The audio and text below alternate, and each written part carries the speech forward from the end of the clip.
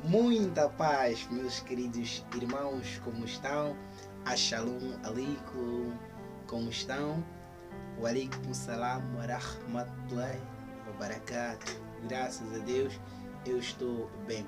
Wen Chen Hao, como se diz em mandarim, eu estou muito bem.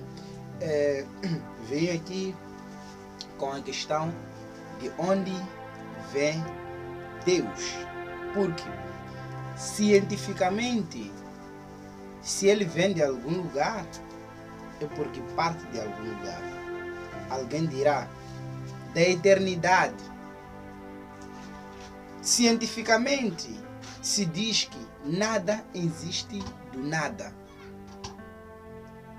Porque do nada existe. Nunca aprendi filosofia e nem sou filósofo.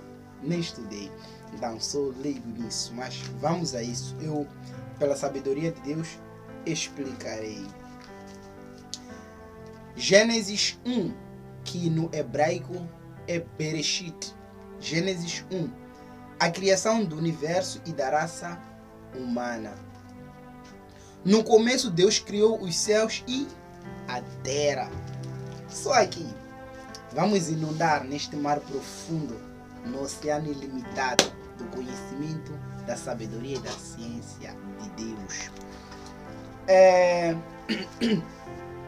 assim, Deus, ele não veio do nada, porque do nada não existe.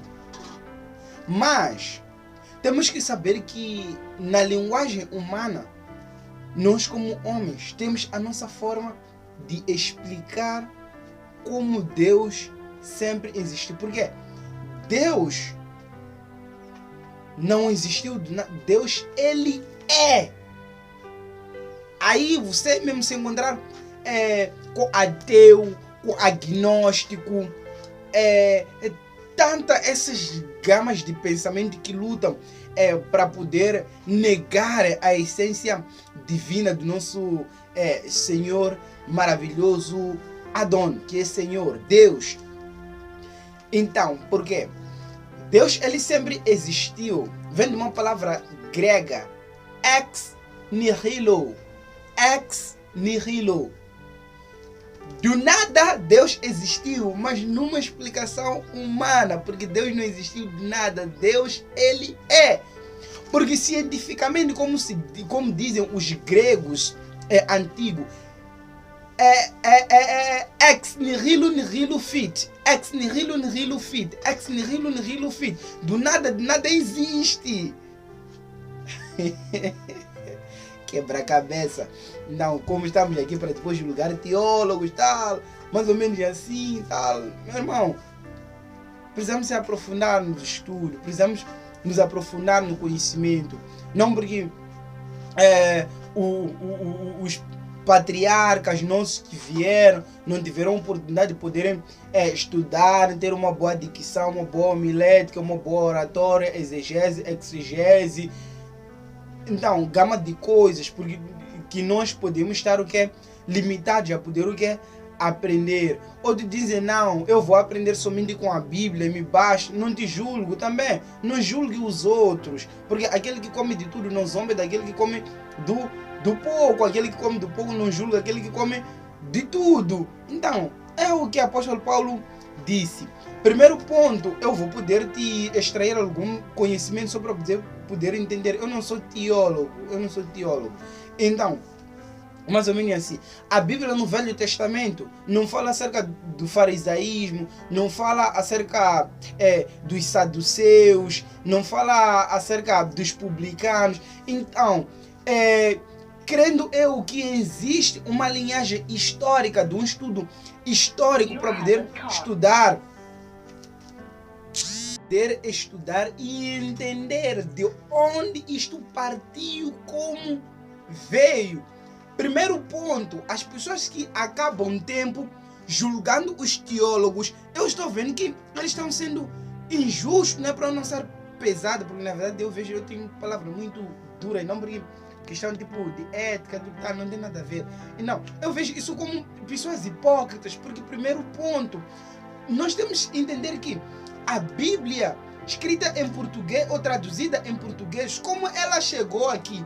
Porque uma pessoa, quando estuda a Bíblia, ela é obrigada a conhecer os escritos ou os manuscritos na própria linguagem na qual foi escrita, que é no aramaico, no grego, no hebraico. Porque foram as três linguagens que foram usadas, graças a Deus, para poderem nos trazerem a verdade. Simplesmente assim. Então, só assim conseguiremos ser os talmudins, ou os discípulos de Deus, de Jesus, andando com amor, com conhecimento. Porque uma pessoa, quando você estuda a Bíblia, depois diz, não, na Bíblia original, ali diz isto. Consegue entender? Porque existe perigo até na própria tradução.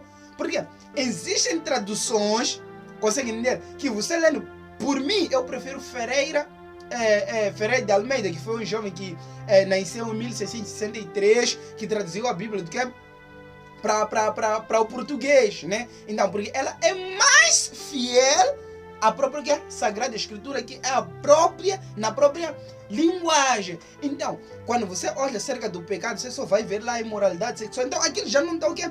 Não está detalhado para vir poder poupar o pecado. Claro que vem para ajudar no entendimento, sei que também existe um perigo nisso. Então, por isso, quando você é um estudioso, você se dedica para poder estudar. Estudioso, não estou a falar de certificado e tudo tal, porque Deus pode te capacitar sem você poder entrar numa universidade, sem poder entrar em algum estudo, simplesmente assim. Mas então, tudo isso eu comento por quê?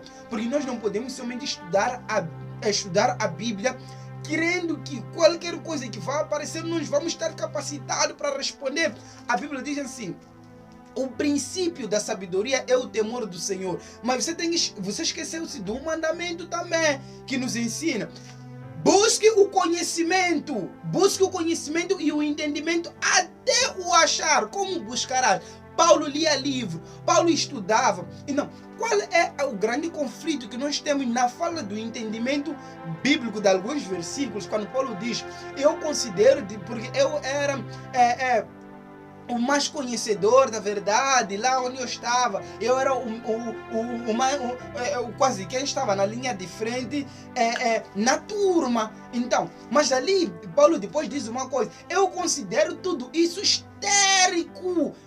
Consegue entender? Em relação à revelação de Jesus. Mas como entender isso? Vai no livro de Atos 26, quando ele começa a se explicar para o rei Agripa, é onde ele começa a dizer: tu sabes que quando eu estudava lá, eu também era de linhagem dos fariseus, eu perseguia os santos de Deus, a igreja, eu pensava que fazendo isso estava a fazer a verdade, tudo tal. Por quê? Mas Paulo voltou a dizer, numa das suas cartas, que os irmãos judeus, ele tem um conhecimento da verdade, mas ainda permanece o véu nos seus olhos. E eu considero a lei como se fosse histérico. Mas ele volta a dizer, salvo engano, no livro de Gálatas, que vamos dizer que a lei de algum modo é mal. Ele diz que de jeito nenhum, a lei não é má. Então, por quê? As autoridades foram feitas para o malfeitor, aquele que não tem nada a dever, não tem mais justiça. Então, nós temos que buscar entender o que Paulo está aqui para nos ensinar. Aqui eu não mudei nenhum versículo, não mudei nenhuma escritura, eu estou somente repetindo o que está escrito, eu somente estou a ser um orador, simplesmente. Então, o que acontece?